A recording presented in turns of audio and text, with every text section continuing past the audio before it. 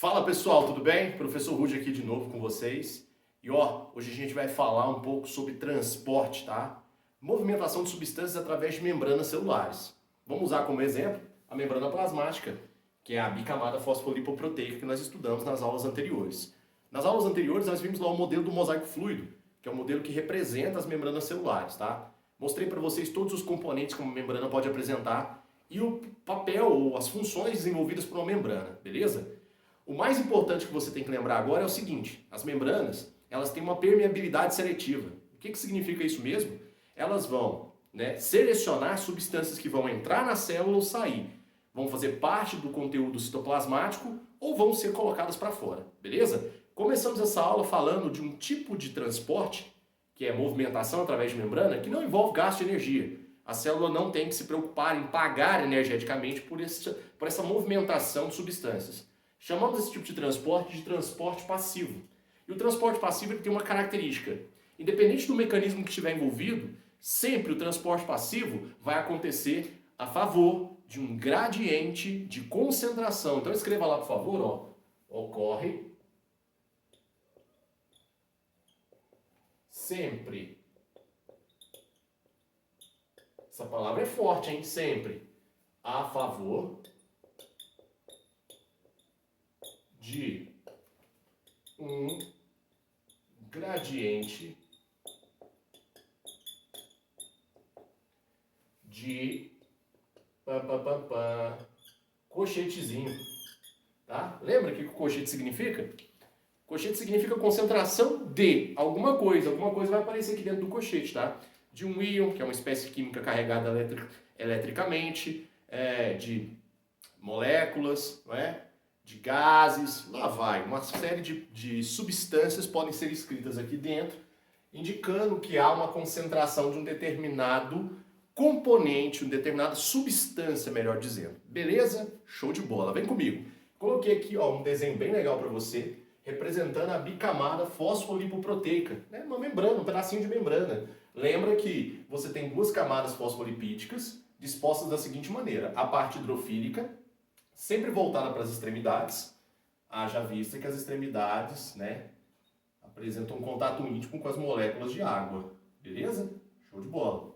A parte central aqui da bicamada fosfolipídica é formada por um conjunto de ácidos graxos, e outras moléculas lipídicas dissolvidas aqui.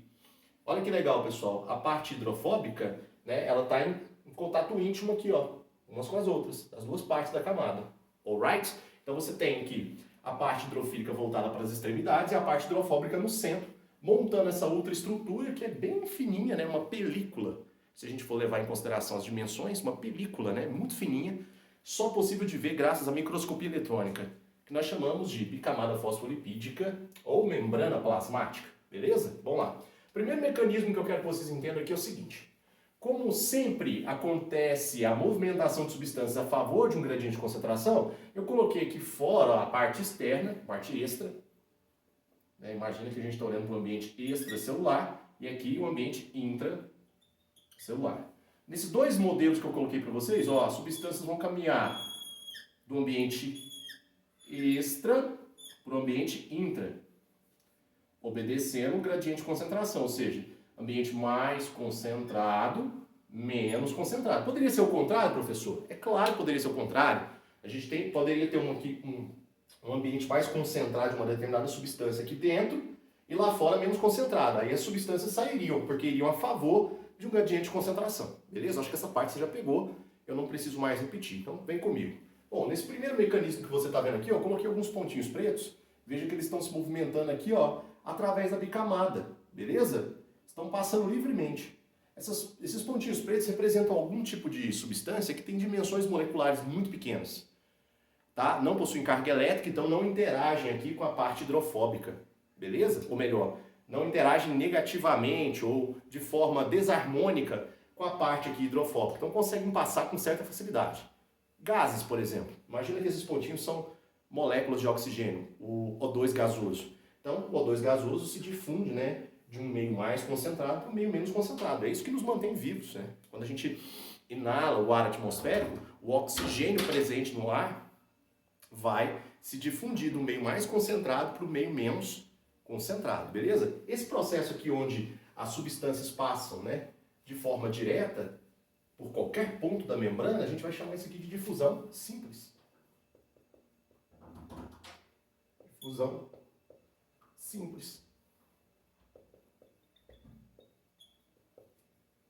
Em alguns textos de biologia, pessoal, isso aqui é chamado de difusão direta, tá? Algumas formas de vida usam esse mecanismo aqui para poder, né, respirar de forma direta. Por exemplo, alguns vermes vão usar o próprio tegumento, que é muito fininho, né, para poder extrair o oxigênio direto do ambiente onde eles estão instalados. Usamos esse mecanismo lá nos nossos alvéolos pulmonares para a gente poder, né, extrair o oxigênio do ar inalado. Fechou? Show de bola. Então, moléculas bem pequenas, dimensões, né, quase que desprezíveis, nenhum tipo de carga elétrica que vai interferir aqui na passagem. Então, esse tipo de substância que apresenta essas características que eu descrevi para vocês vão executar um tipo de transporte passivo, um mecanismo chamado de difusão simples, tá? Agora, se a gente pensar em moléculas que são maiores, que apresentam dimensões maiores, ou então apresentam carga elétrica, algo que vai interferir na passagem pela membrana, aí a gente tem que usar um outro mecanismo. Essas substâncias, para elas atravessarem a membrana de um ambiente mais concentrado para o menos concentrado, elas vão adotar um outro tipo de mecanismo. Esse mecanismo vai envolver isso aqui, ó, um facilitador. Então esse cilindro vermelho que você está vendo aqui, ó, ele é um facilitador, ok? O que seria um facilitador? Um facilitador, pessoal, é uma proteína de membrana que vai funcionar como um canal, permitindo a passagem dessas substâncias, né, obedecendo o seu gradiente de concentração. Alguns canais são muito importantes, por exemplo, canais de sódio, que vão permitir a entrada de sódio, canais de potássio, vão permitir a entrada e a saída de potássio das células, né? Temos também alguns canais que permitem a entrada de aminoácidos, né? Lembra que os aminoácidos, eles têm lá aquela parte variável da molécula, né, que a gente chama de radical, que pode apresentar ali carga elétrica, dimensões moleculares maiores. Então, é necessário, né, nesse caso, que seja utilizado aqui um facilitador para as moléculas terem acesso ao ambiente intracelular ou saírem, né, sempre obedecendo o gradiente de quê? De concentração. Fechou? Show de bola. Essas proteínas aqui, que funcionam como canais, né, elas são classificadas na citologia, na bioquímica, melhor dizendo, como permeases. O que são permeases? São proteínas que atravessam toda a extensão da bicamada fosfolipídica, beleza? E graças à presença dessas proteínas, a gente acrescenta isso aqui, ó, bicamada fosfolipoproteica, olha aqui, ó, de proteína. Então esse facilitador aqui seria uma, ó, vamos colocar aqui uma permease. Uma permease, ok? Show de bola. Professor, me dá exemplo de substâncias que precisam, né, de permeases ou canais para poder acessar um ambiente ou outro, obedecendo o seu gradiente de concentração, né? As aquaporinas são permeases que permitem a entrada de água, né? Canais de cálcio, canais de potássio, canais de sódio, são proteínas que vão permitir o acesso desses minerais, desses íons que têm carga elétrica. E aqui no meu exemplo eu coloquei aqui para vocês, ó, um canal de açúcar, uma proteína que vai permitir a entrada de açúcar. Então imagina que esses pontinhos amarelos sejam aí, por exemplo, glicose, que é um bem valioso para o funcionamento das suas células. A glicose vai acessar o interior da célula, o ambiente mais concentrado para o menos concentrado, através desse canal aqui que nós chamamos de facilitador. Quando surge um facilitador no mecanismo, a gente deixa de chamar de difusão simples e passa a chamar de difusão facilitada. Então anote aí. Aqui você está vendo um processo de difusão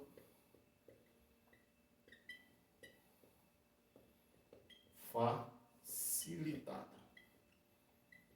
Maravilha, pessoal. Então tá aí. Eu vou ficando por aqui. Depois eu volto com mais um quadro mostrando para vocês o outro mecanismo, ou melhor, outros mecanismos que configuram outro tipo de transporte, que é o transporte ativo. Beleza? Valeu demais. Fui!